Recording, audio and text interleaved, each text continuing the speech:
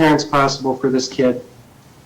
Yes, sir. I always agree. I always work with Deepti. I don't have any problem. Whatever friend of course suggested, I agreed it. Yeah, she did not sign it.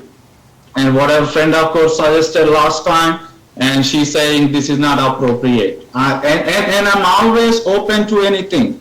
And even I asked her overnight, hey, for Father's Day, I'm gonna bring her 8 o'clock. Did she agree? And even I asked her 1 week before, and her husband said they don't have a plans at the moment. But when I asked her on the text, and they said they have a plans. But I did not say anything. I always willing to work with her. I'm reasonable. I'm not here. I get it. And you know what? I guess my question to you would be, how do we fix or make that communication between you and her better? What is your proposed solution? What kind of solution, sir? You know, like, so for example, maybe more communication between the two of you, right? About, hey, you know, more heads up. Do you know that she's asking for a set time for the yearly, monthly visits, so that both parties can have enough time to rely on that? What do you think about that? Sir, I will explain you my situation, okay? Please, yes. When it comes to the store, you know, I work for somebody, okay? And basically, and if somebody did not show up to the work, I have to work. And also she's working too, and I'm giving her 2 weeks advance notice. And I cannot promise her set schedule. That means I have to be out by that day. And that's why I'm giving her 2 weeks notice. So I hear you saying that you're looking for some flexibility because you're the person who works. Yes, sir.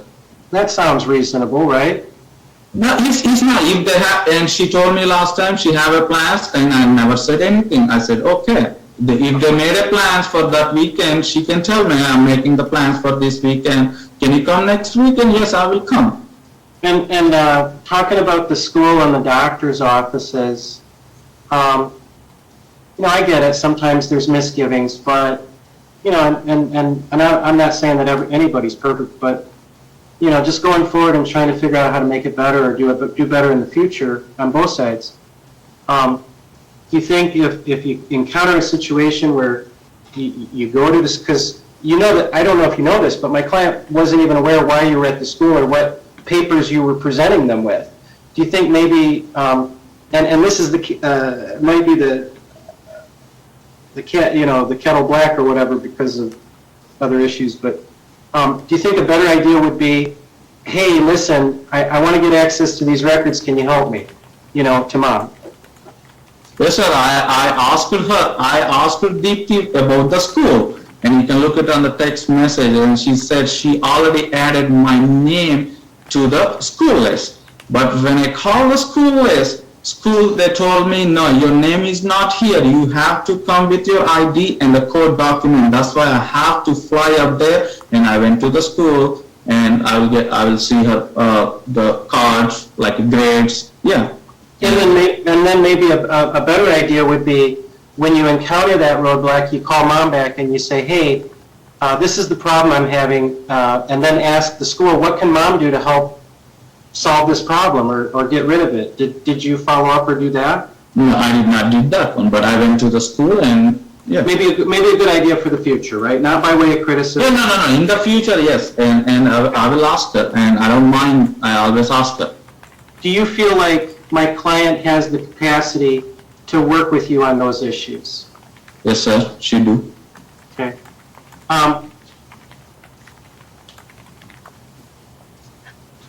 Well, I think that's what you both need to do, and I appreciate your time, and I'm sorry you're going through this, but let's hope for better days, huh? Yes, sir. Thank you, Your Honor. Strathala? Briefly, Satish, you asked the question of who filed for custody in India, and you indicated your parents. Were your parents filing as because they had power of attorney to file for custody for you? Yes, sir. Meaning they weren't filing for themselves to have custody, they were filing for you to have custody. Yes, sir. And is it traditional in India for the grandparents to help care for a child prior to that child becoming a toddler? Yes, sir. Everybody brings. Right now, my parents is up here to take care of my sister kid. That's right. Your sister just had a child, Yes, sir. In December. and your parents have been with her here in the Yes. United States since Yes, sir. December, helping her with that child. Yes, sir. And that's tradition. Yes. Yes. Thank you. I don't have any further questions, Your Honor. Okay. Wow. Sorry, Your Honor. Just, I guess as a procedural point, I would move to admit those exhibits I've voir dired the witness on being my exhibits, I believe it's, 6 and 7. yes, and I don't think he gave me enough on 8. I'll let you be the judge of that, but at least 6 and 7 I would like in. Mr. Vella? Your Honor, as far as 6 and 7, I don't think that there's been a proper foundation laid. These aren't exhibits that Mr. Potru made. It's mine, although he did request some documents from his uncle, it's my understanding that his uncle made them. He doesn't know why he came up with those dollar amounts or some of the language that's in there. But these documents were actually used by Ms. Shava to present to the embassy in India to come back to come into the United States. It's not something that Mr. Potru used. And also, I don't really think that there's much relevance in these documents from 2014. This is prior to Viha even being born. I would just offer them under the catch-all exception, 80424, I think it is, because of the what he's testified to. These are documents that he procured for a purpose. He sent them to my client. I'm not offering them for the proof of the truth of the matter asserted. Certainly not. He's testified himself that they're fake, but I think it does go to his credibility, his past conduct in having an active role by his own admission in fabricating documents to the United States government, and it's pretty serious. And then we're here dealing with child support, and I have questions about documents from the same uncle. I'm sorry, but I think that's relevant. So, Mr. Vella, had he given you prior notice of the intent to use these documents? As an exception to the hearsay rule? Right. Well, it's in my... I did receive the documents. I didn't receive any information that he intended to admit them. Well, wait a minute. Exception to the hearsay. Wait a minute, because Your Honor has a scheduling order that when someone doesn't agree to an exhibit, I have to argue why it's admissible, and I believe I did that on time per your scheduling order. It's in my binder at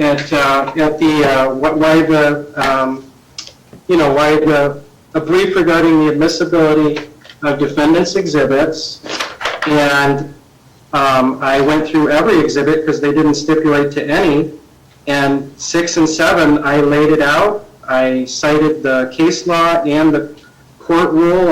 I made it very clear why I believe it's admissible. So, just a moment.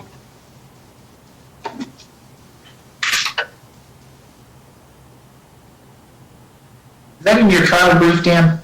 No, sir. It's on the one I did on the M-file per the scheduling order. It's defendant mother's trial exhibit list and brief of grounds of admissibility is the title of the document.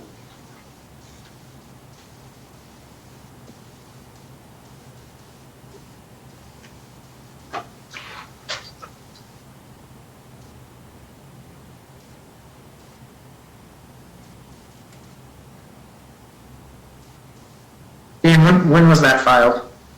Let me just make sure because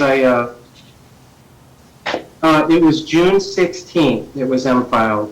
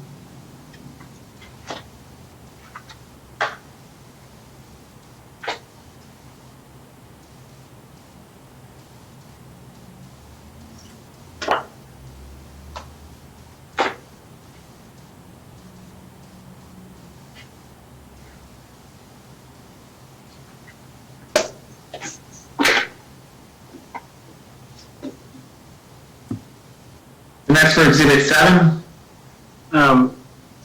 6 and 7. I think 6 was the, well, I'm sorry, yeah, 6 was the letter, and then 7 was the wage statements from his uncle. Yeah. I'm not sure, I'm not sure why, but I didn't receive that, but I will, I just pulled it off of Odyssey. It was filed, and you did cite 80324 for Exhibits 6 and, I'm sorry. Yeah, You 6 mean- and 7. You mean I did something right? Thank God. Yeah, I don't know why I never received that, but I'm looking at it, I just pulled it off Odyssey, and it is there. It's part of the defendant's trial brief, and it does appear to meet the requirements of the court rule. I don't know necessarily that it's more probative than any other evidence that he can procure through reasonable efforts. He did say that he issued a subpoena even with a release from the plaintiff to the uncle. So I think that that would be a sufficient showing. So I am going to allow it for what they're worth. Thank you. And that would be 6 and 7. Yes. Okay. Okay. Anything further then about today's testimony? Because I'm sorry, Your Honor, just consistent with that, did we want to admit number 5, which is the subpoena, to the uncle? Does that matter? I don't have a problem with that. Mr. Vella? I mean, again, I don't see how that's, Just as a I don't foundational. see how that's relevant. It's just a subpoena that he sent to the uncle. Unless he's going to call the uncle, but he's no. Frankly, I don't care. He sent a subpoena. I'll leave it to the court's discretion. I'm going to admit, because it does help meet one of the foundational elements of that exception to the hearsay rule, so I will admit that. Thank you. Anything further? I know we need to find a date for our next session, and sooner rather than later, I presume. And now, are you two anticipating requesting the interpreters? Could we go off the record for a minute? Do you want to go into a breakout room with me, Mr. Finley and Mr. Yes. Bell? Yes, Okay. please. That's fine. Okay, one moment, please. Would you like the clients to leave? Well, otherwise I don't know why we can't just talk on the record. I don't know what you want to say, so Okay. I'm trying to accommodate your needs. Thank you. Yeah. One moment, please. Yes. So